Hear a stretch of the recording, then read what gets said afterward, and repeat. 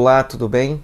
Nosso Mentes em Pauta de hoje traz o tema muito interessante e que tem assustado muitos profissionais, principalmente, burnout.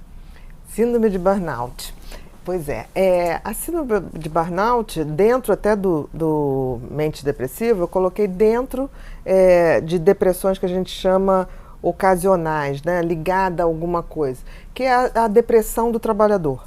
Né? Agora, a gente tem que entender que não é qualquer coisa que é síndrome de burnout. Burnout é um estresse, é uma exaustão realmente física e mental, com sintomas físicos de alteração de pressão, alterações de insônia. Você tem uma alteração na bioquímica do organismo, com liberação de cortisol, uma irritabilidade, uma dificuldade de lidar com o outro, uma irritação muito grande, uma instabilidade muito grande, e você também tem uma alteração mental, porque é aquela pessoa que fica o tempo todo pensando que tudo vai dar errado. Perda cognitiva, né? Tem uma perda cognitiva, falha de atenção, de concentração e baixa de produtividade. Agora, a grande diferença desse quadro de depressão é que você tem nítido que a causa tem a ver com o trabalho. É muito nítido. Então é muito comum em pessoas que sofrem assédio moral, pessoas que estão num trabalho com uma sobrecarga absurda, que fazem horários absolutamente incompatíveis, né? Pessoas que trabalham 12, 14 horas por dia e não têm outra possibilidade. Pessoas que têm algumas profissões, você tem um estresse que é da própria profissão. Por exemplo, o burnout é mais comum em médicos, em professores, bombeiros, policiais. Quer dizer, tem profissões que já trazem consigo um estresse muito grande, principalmente o estresse de vida e morte, que é o caso dos médicos, que é o caso dos bombeiros, que é o caso dos policiais. Então, isso já contribui. E é interessante que a gente, quando falou em educação, os professores hoje estão sofrendo um burnout muito, muito alto. Por exemplo, no Rio de Janeiro, a gente tem uma média hoje de 40% a 45% dos professores que são afastados de sala de aula por esses conflitos com alunos de forma repetitiva, de não ter esse suporte da escola, não ter o suporte dos pais, das famílias. Então, são afastamentos que acabam caminhando para depressão, para síndrome do pânico, que pode ser uma manifestação do burnout, e com retorno, em geral, desses 40% a 45%, mais da metade não retorna nunca mais para uma sala de aula.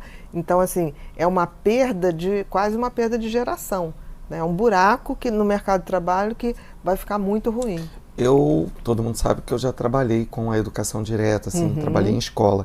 E uma das características que a gente está entrando nesse período, mais ou menos, após o segundo semestre, setembro, outubro, começa a aparecer as patologias dos professores. E aí todo mundo, nossa, mas tá pesada a escola, tá acontecendo, mas não é. É a característica, não é uma coisa com aquela escola. Se você observar, todas as escolas nesse período de outubro a novembro, os educadores começam a pifar um pouco.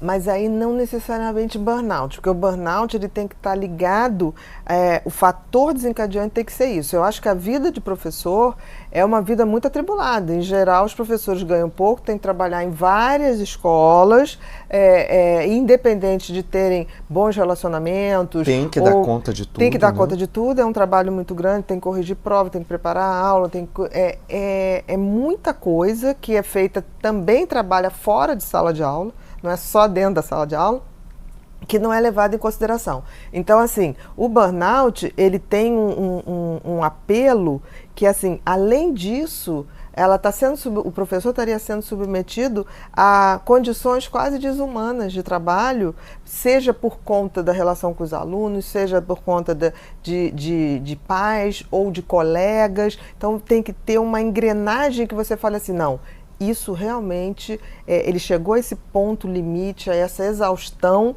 muito vinculado. Porque às vezes a gente não pode deixar de entender que nós somos profissionais, mas também temos famílias, temos amigos, e muitas vezes você está num meio de muitas coisas acontecendo que te levam a esse tipo de coisa. E o final do ano, geralmente, é uma época que as pessoas já estão mais desgastadas.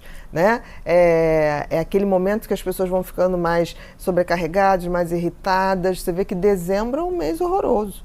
Né? Que as pessoas brigam por vaga em shopping e é um xingamento. Eu dezembro nem dirijo, porque para não me alterar, porque as pessoas já estão muito desgastadas. E aí vem aquela coisa de final de ano que tem as tal das comemorações, né? Confraternizações. Confraternizações. Que tem 8, 9, 10. Aí não tem condição. Aí que estressa mais ainda. Porque é amigo secreto, é amigo não sei o que lá, você tem que comprar, você tem que sair do trabalho. Que não devia ser assim, né? Tipo assim, para que tanta confraternização? Porque estressa mais. É claro, vamos fazer uma, duas, vamos fazer uma. Interessante, você passou o ano inteiro sem falar com a pessoa, sem ver a pessoa. Na confraternização. E aí na confraternização todo mundo aparece. Exatamente. Ali, né? Aparece, você tem que, muitas vezes, fingir um vínculo que você não tem. Amigo não tinha que ter secreto, né? Amigo é aberto. Se é secreto, já não é muito amigo. Um amigo explícito, entendeu? Então, assim, eu conheço muita gente que tem pavor de amigo secreto, porque, assim, são pessoas tímidas. Então, quando tira, meu amigo secreto, tem que falar. Então, assim, a gente não se dá conta que a gente tem várias coisas culturais que acabam exacerbando o estresse na gente, principalmente numa época que a gente já ali, o tanque de gasolina já está quase entrando na reserva. E qual as melhores formas para você identificar o burnout? E medicamento, tratamento, existe alguma coisa que sinalize? Assim? Olha, a gente tem que raciocinar o burnout como uma depressão, né? É uma exaustão física e mental que vai vir na forma de depressão, vai vir na forma de pânico ou de fobia relacionada ali à estrutura de trabalho. Então, a gente tem que tratar da mesma maneira que a gente trata uma depressão e um estresse muito violento. Então, você tem que passar primeiro, fazer todo um check-up físico, né? Porque você pode ter alterações cardíacas, você pode ter o estresse prolongado, ele acaba fazendo com que a pessoa coma mais açúcar refinado. Então, geralmente aumenta de peso, você pode ter uma esteatose, que é o acúmulo de gordura no fígado. Então, você tem que passar um pente fino, ver tudo ali, a parte renal, aparelho respiratório, porque o estresse ele vai baixando a imunidade e se manifesta várias coisas em qualquer parte do organismo. Depois que você fez aquela avaliação física, aí sim você vai começar a ver, tipo assim, e como é que tá essa pessoa? Como é que estão os pensamentos tão negativos? Há quanto tempo? Tem pensamento suicida? Não tem pensamento suicida? Então você vai tendo que englobar isso tudo para você tratar uma depressão. Não dá para você dizer que é diferente, né? É muito comum os quadros de burnout também virem com manifestações de pele. Né? A pessoa começa a apresentar dermatites ou então começa a sair umas manchas, umas pápulas. Isso é muito comum pelo seguinte, o cérebro e a pele, na hora que formam o embrião, eles têm a mesma origem. Por isso que tudo que a gente manifesta emocional tem muito componente de pele. Então, é a mesma origem. Então, quando você está num estresse mental muito grande, é natural que você tenha manifestações de pele que você nunca imaginou.